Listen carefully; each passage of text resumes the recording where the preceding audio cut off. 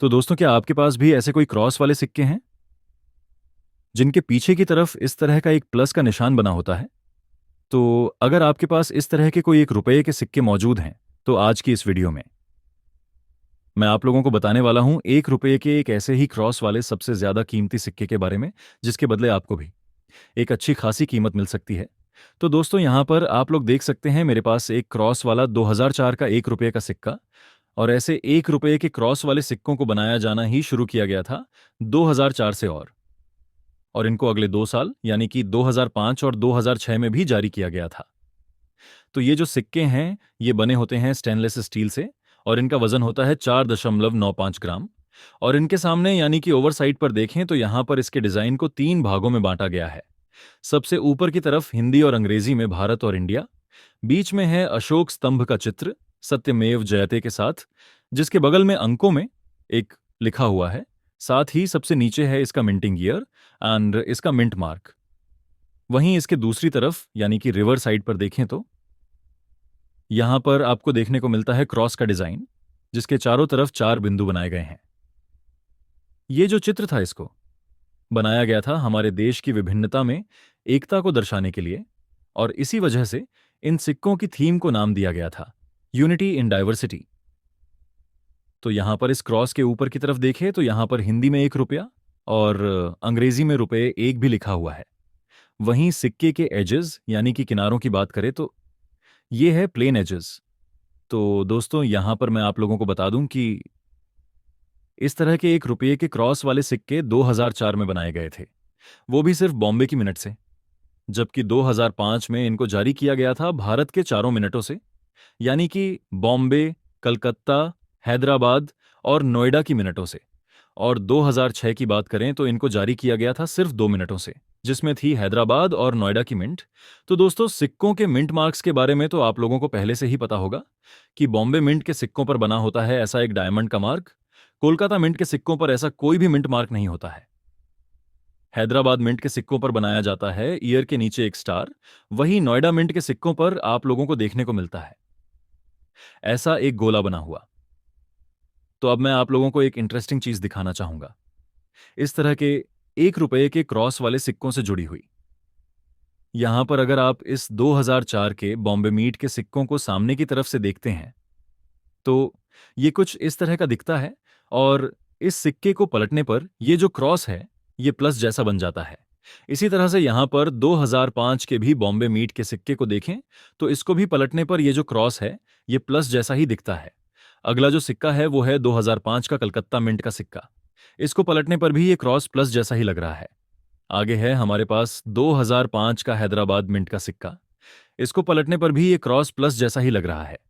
हालांकि यहां पर जो 2005 के नोएडा मिंट के सिक्के हैं, इनको जब हम इस तरह से पलटते हैं तो यहां पर आप देखते हैं ये जो निशान है वो बन जाता है क्रॉस, यानी कि ये प्लस नहीं बल्कि एक्स जैसा लग रहा है। तो ये चीज मुझे देखने को मिली है 2005 के नोएडा मिंट के ही सिक्कों में। वहीं यहां पर 2006 के सिक्कों को भी देख लेते हैं। यहां पर मेरे पास है 2006 के ये हैदराबाद और नोएडा मिंट के सिक्के। तो अगर हम यहां पर 2006 के इस हैदराबाद मिंट के सिक्के को पलटते हैं तो इस पर भी आपको एक प्लस का चित्र ही देखने को मिलेगा।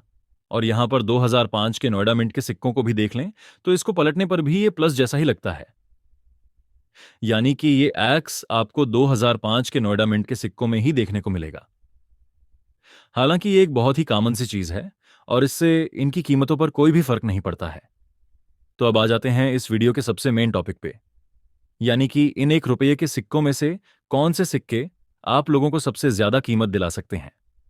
तो दोस्तों, अगर आपको मिल जाता है ऐसा 2004 का सिक्का जो कि सिर्फ बॉम्बे की मीट से ही आते थे, ऐसा 2004 का एक सिक्का आपको यूएनसी कंडीशन में दिला सकता है तकरीबन 3,000 से 4,000 के बीच में, जो कि ये काफी अच्छी कीमत है 15 से 16 साल पुराने 1 रुपये के सिक्के के लिए।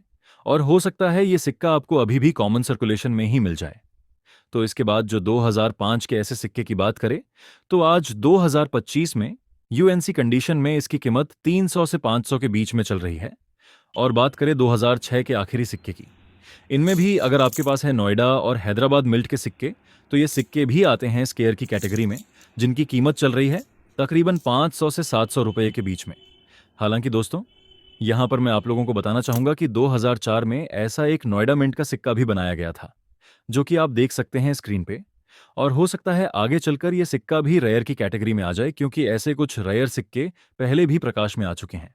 जैसे कि ऐसे ही एक रुपये के 1951 के नोएडा के सिक्के को पहले माना जाता था कि ये सिक्का बना ही नहीं है। हालांकि बाद में ऐसे सिक्के काफ़ी लोगों के पास देखने को मिले हैं।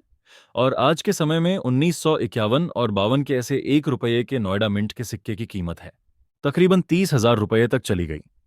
और हो सकता है आगे चलकर 2004 के ऐसे नोएडा मिंट के सिक्के की कीमत भी ऐसे ही देखने को मिलने लगे। तो अगर आपको भी 1 रुपये का ऐसा कोई 2004 का सिक्का मिल जाता है, तो आप उसको संभाल के जरूर रखिएगा, क्योंकि अगर वो मुंबई मिंट का भी हुआ तो भी आपको उसके बदले में लगभग 3,000 रुपये से 4,000 रुपये तक तो मिल ही जाएंगे। और अगर बाई चांस वो सिक्का नोएडा मिंट का निकल आता है, तो हो सकता है उसकी कीमत हजारों तक में भी पहुंच जाए।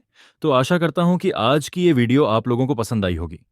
अगर पसंद आई है तो इस वीडियो को लाइक और शेयर जरूर कीजिएगा। साथ ही आप लोग मुझे नीचे कमेंट करके ये भी जरूर बताएगा कि आपके पास ऐसे किस किस ईयर के सिक्के हैं, और आपको ये वीडियो कैसी लगी वो भी आप लोग मुझे नीचे लिखकर बता सकते हैं। तो इसी तरह से आगे भी हमारे चैनल की इंटरेस्टिंग वीडियो को पाने के लिए आप कर लीजिए हमारे चैनल को सब्सक्राइब, साथ ही दबा दीजिए उस घंटी के बटन को ऑल पे, जिससे कि आप आगे भी देख पाएंगे हमारी सारी वीडियो को सबसे पहले। तो आज की हमारी इस वीडियो में इतना ही। एंड आप सभी लोगों का इस वीडियो को पूरा अंत तक देखने के लिए बहुत बहुत धन्यवाद।